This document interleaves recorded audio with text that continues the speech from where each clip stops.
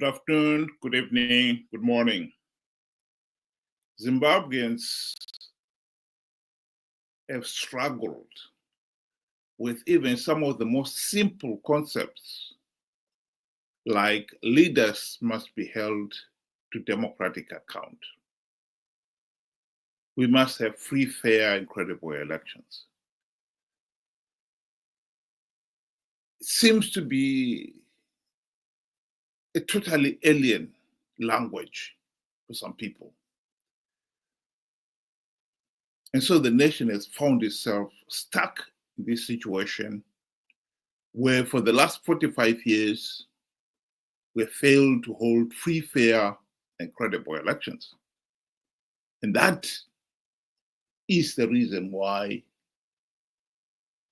Zimbabwe is a failed state. But to try to understand why is it that we are struggling to grasp some of these most basic concepts of good governance, one has got to go back to what the Greeks said 2,500 years ago, the ancient Greeks.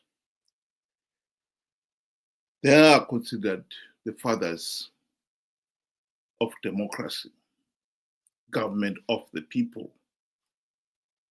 by the people, for the people. The ancient Greeks identified three basic types of men: the idiot, the tribesman, and the citizen. The idiot is the person who is so self-focused.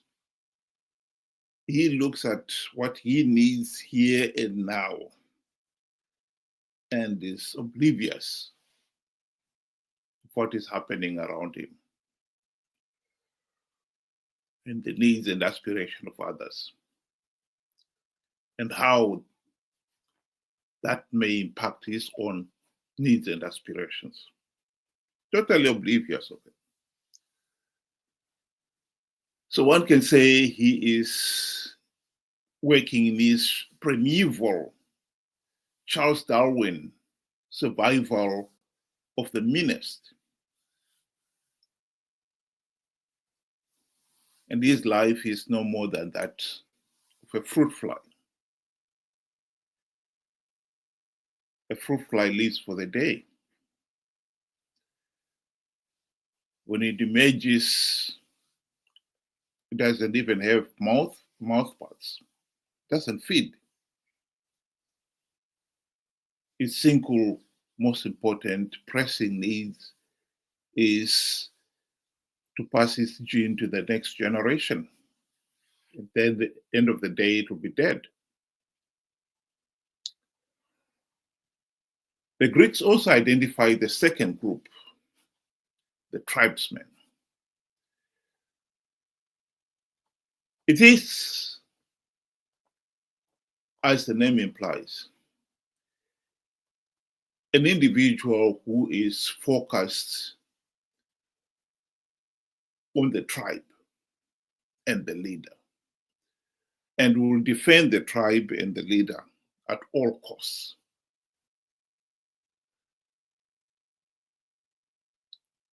To the tribesmen, the only rule that matters now is dominate or be dominated. And you'll find that the tribesman is very militant. He's always fighting. If he's not fighting other tribes, he's fighting. They're fighting each other.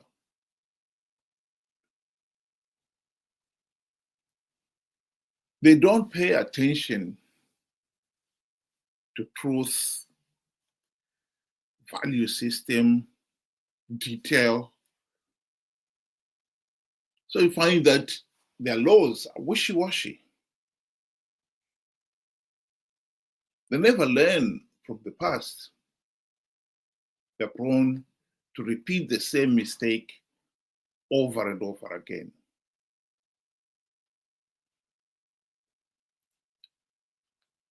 I think this speaks volumes to what we can see in Zimbabwe.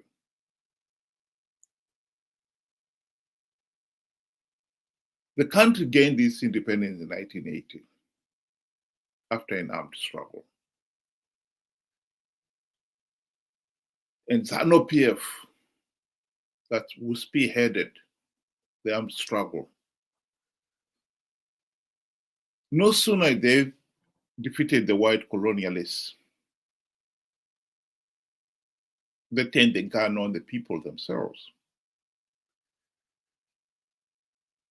being the warrior with the warrior mentality that they had.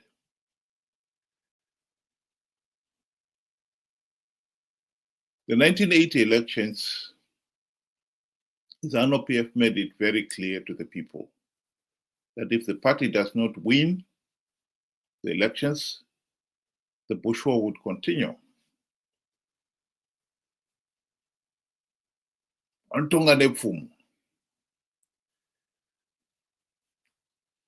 Whenever there is any dispute or they are not certain of anything, the first thing they reach for is the gun.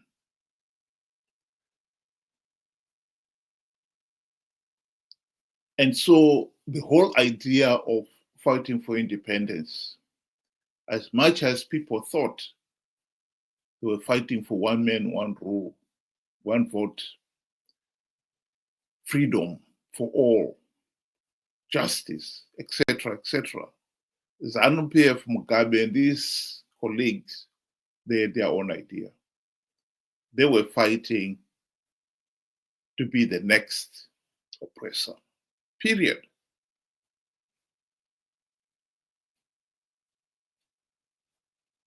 And when they told the people that if ZANU-PF does not win the 1980 elections, the bush war would continue, this is no surprise that the people voted to end the bush war.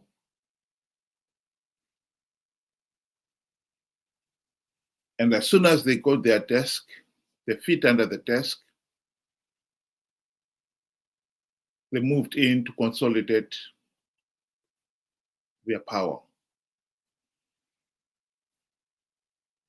The 1983 kuKCCC massacre, the primary purpose of it was to eliminate the only other political challenge to ZANU-PF, i.e. PF's Apple, led by the late Dr. Joshua Nkomo.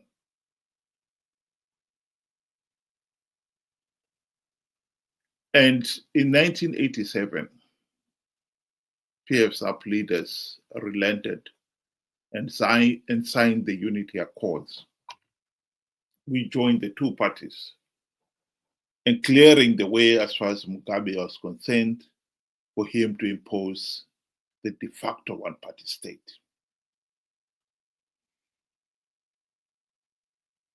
Every time there was any serious challenge to Mugabe and ZANU-PF's hold on power, they turned on violence.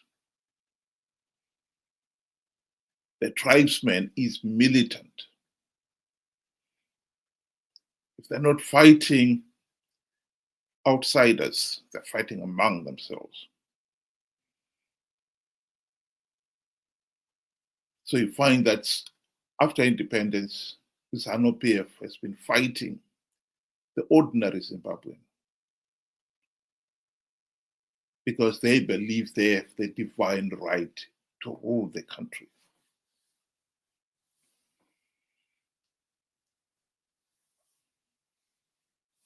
The only time that the country had what could be considered to be the nearest to free, fair, and credible elections was in 2008, after SADC leaders had put a lot of pressure on ZANU-PF to hold free, fair, and credible elections. But when the party realized that they were losing the March 2008 vote, they once again turned to violence. Mnangagwa, who is now president, led the Operation Mafotera Papi, in which they set out to punish the people for having rejected ZANU-PF in the earlier vote. This is what Mugabe himself, speaking at one of the rallies during the runoff to the 2008 elections, which ZANU-PF had whittled Tsvangirai's victory to force the runoff. And this is Mugabe now speaking during the runoff itself, in which he made it very clear that he did not believe in the ballot.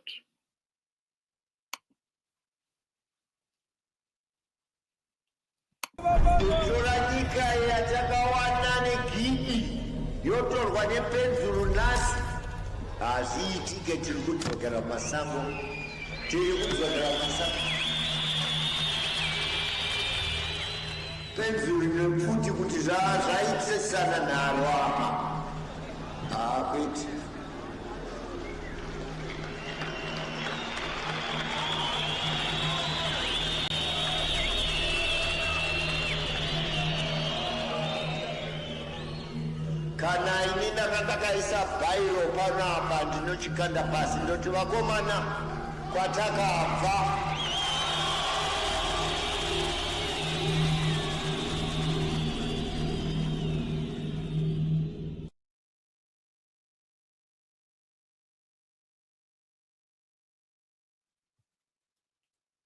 And that is exactly what he did. The 2008 elections, Operation Mafotera Papi was to become one of the most violent elections in Zimbabwe relating to elections-related violence. Well, Mugabe and his colleagues have aspired to build solid institutions to last generations. The reality is they've always ended up building mud bricks, mud huts that only lasted a few decades. ZANU-PF, Mugabe, ZANU-PF did not outlive him. It collapsed. And his own colleagues ended up voting him out.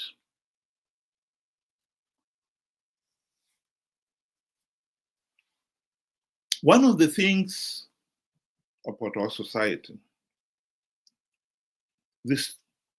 led by men with this tribesman mentality, is that we never make any progress. We regress. It was the president of Tanzania, Mwalimu Kambarage Julius Nyerere, who said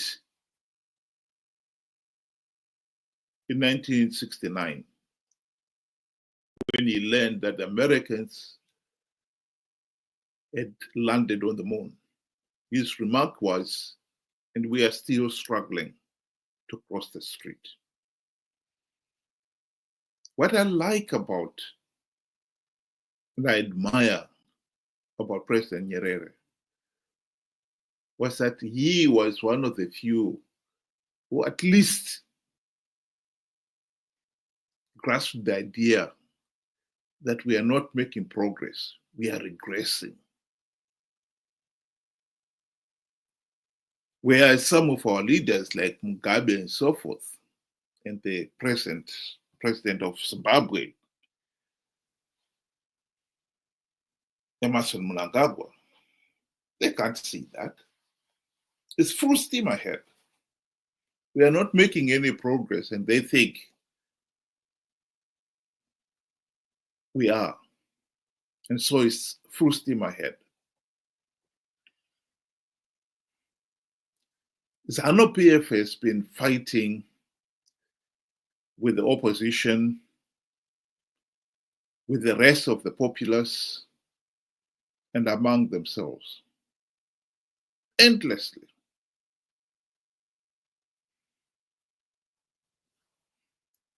But they don't even realize that the country is regressing.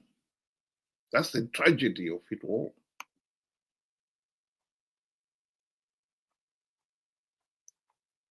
And some people would say they don't even realize that they are a problem to the nation. Instead of making progress, we are regressing. Yes, the individual may build themselves grand structures. This is Robert Mugabe's Gushungo Blue Mansion in Harare. Costed the country a cool 3 to 4 billion US dollars.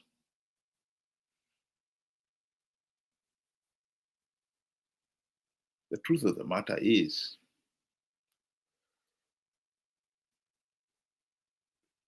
this was just an oasis in the middle of a desert of growing abject poverty.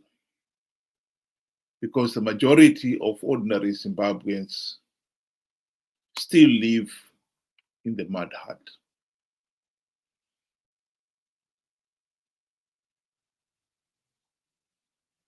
And ZANU-PF is the one that is deliberately keeping the poor, the people, millions of them, poor and living in abject poverty.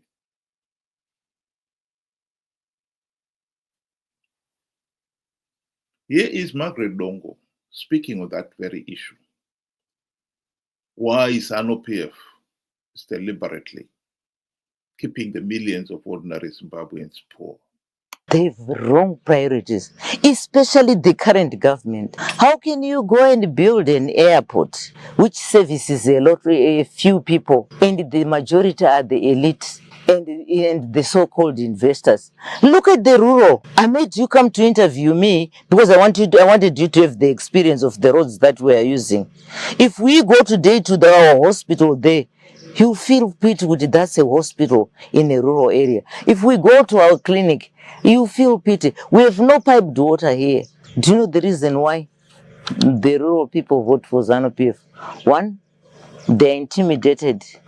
Two, the policy is that the rural people should remain poor and subservient to the government. They should remain poor, because if they remain poor, they continue singing the song for their master. This is why these people have been impoverished. It's for a reason. But at the moment, if you economic empower these people, they'll go out of hand. ZANU-PF will never have control over them.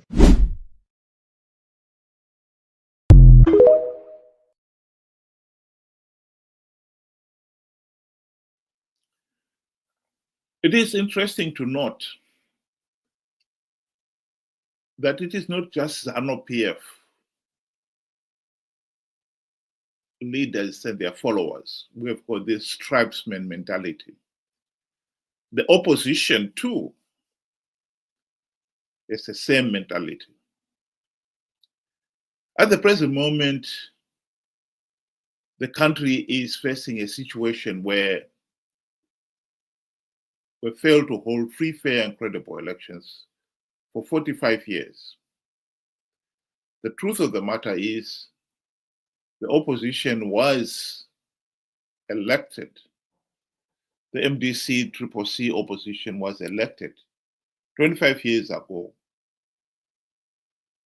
And their primary task was to implement the democratic reforms. They failed to do so because they sold out. They failed to correct themselves because of the tribesman mentality. They failed to pay attention to detail. What is it that the opposition has been elected to do? Both the leaders and the followers have failed to comprehend that.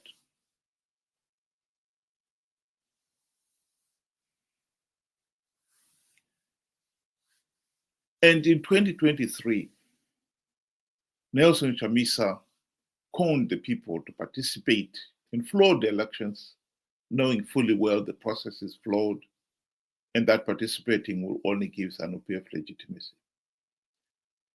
But again,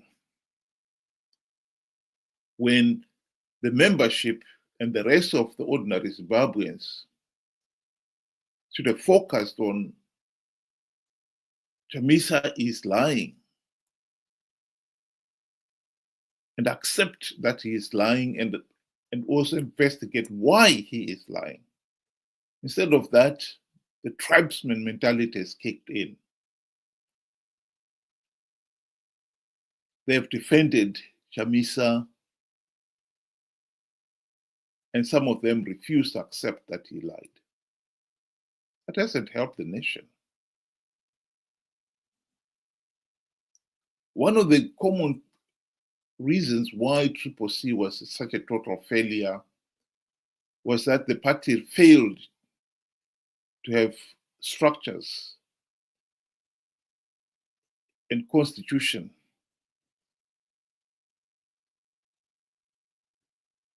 and so was vulnerable. When the party started to fall apart, it started with, soon after the election, the 2023 elections, when hitherto an unknown individual, at least to the rest of the populace in Zimbabwe, declared himself to be the Secretary General of the party and started recalling some of the elected members. This was the consequence of failing to have structures, properly elected members into that leadership, and a constitution. And you think they would have learned by now. No, they haven't.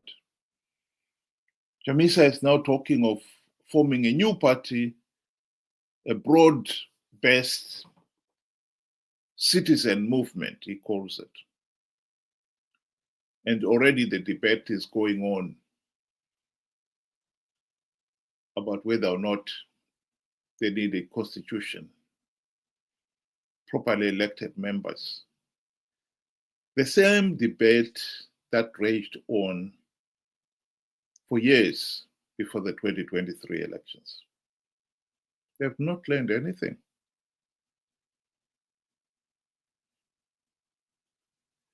The opposition also aspires to build strong institutions. But while Mugabe's ZANU-PF lasted 37 years, Chamisa's Tsvangirai's MDC lasted 18 years. In fact, before he died, it had already started disintegrating. Chamisa's CCC lasted a few years. And I think this broad-based citizen movement is doomed likewise. They aspire to build solid structures, solid institutions, but somehow they always end up building mud huts that do not even last. This is the tragedy of Zimbabwe.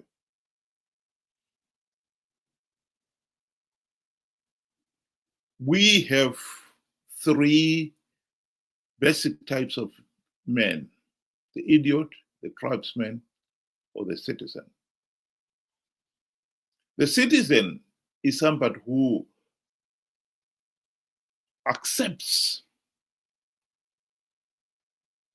the rule of law. Ultimately, one can say that the citizen is the person who appreciates the importance of do unto others as you want them to do unto you. Because they accept, they realize that this is the very foundation of peace, stability, and prosperity. Instead of spending all your time trying to dominate somebody and always having to watch your back because somebody else will want to dominate you. And ultimately they will. You accept that I'm not interested in dominating you. We can coexist. I'll respect your rights if you respect mine.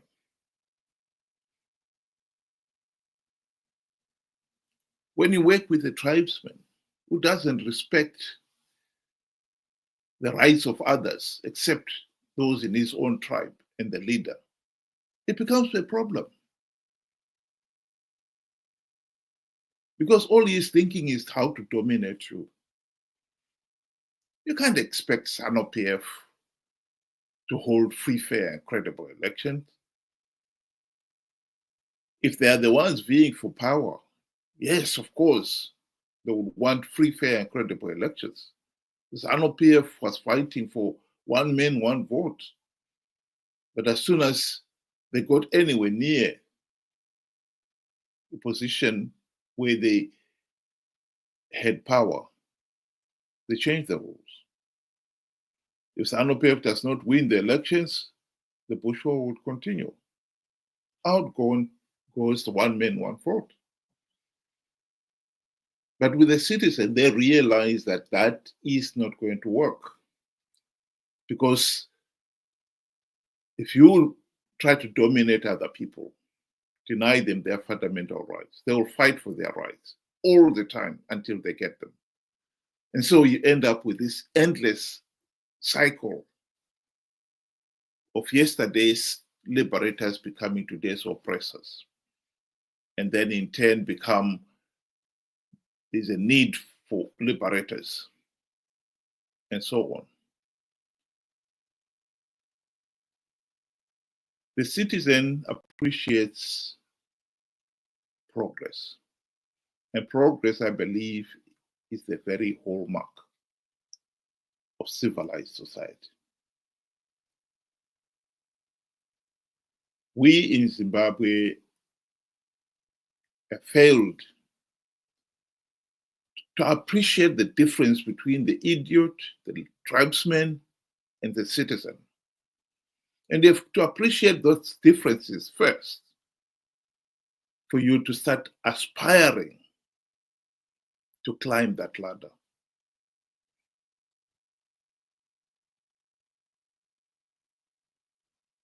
The difference between those three levels is actually a rising intellectual level. The idiot is 1 star. The tribesman is 2 stars. That's the maximum you can ever aspire to. Whereas the citizen is the full 5 star intellectually.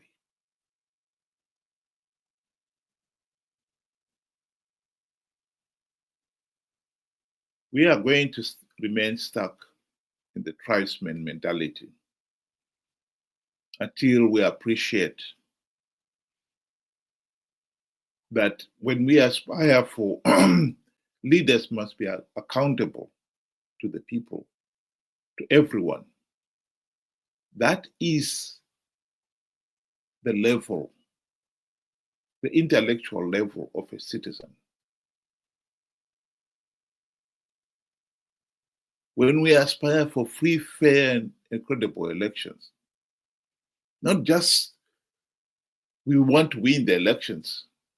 As long as our tribe wins the elections, it doesn't matter whether they are free, fair, and credible. That is the 5-star level.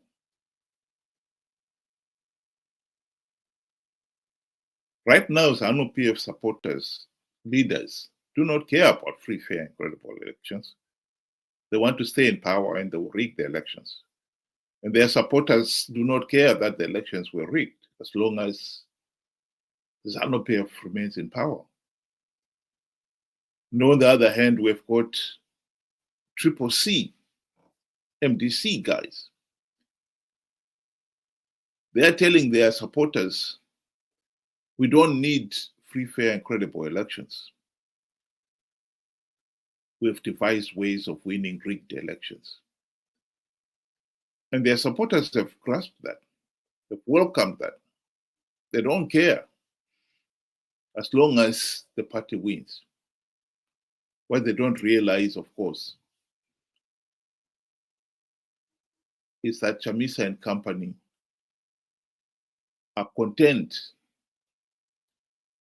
with the spoils, a share of the spoils of power that ZANU-PF is offering them for participating.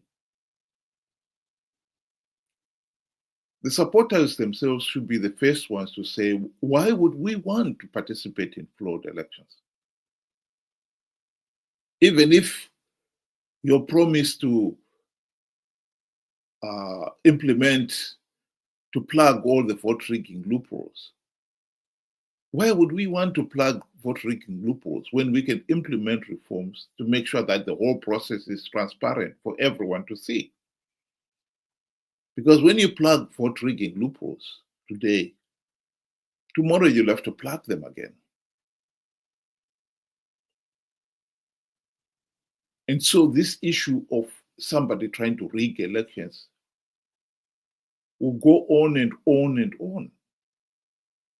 45 years after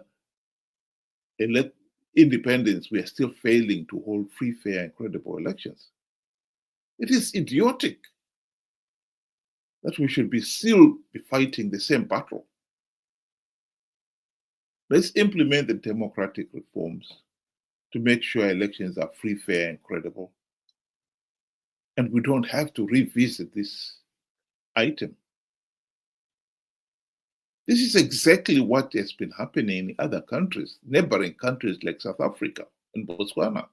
They've never had to deal with the issue of elections were rigged. And why is it that Zimbabwe, 45 years after independence, we still have to deal with it? Reason? Because of the tribesman mentality by both the political leaders and the ordinary Zimbabwean.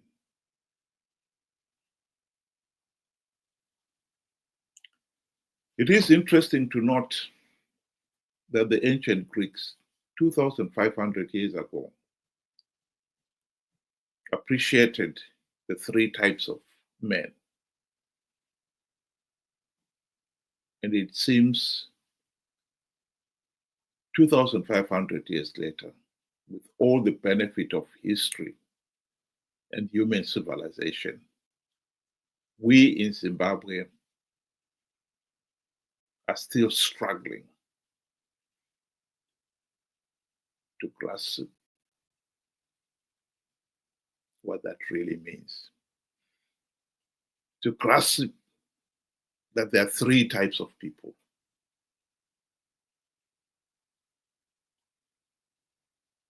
How tragic. Thank you very much. Have a good day.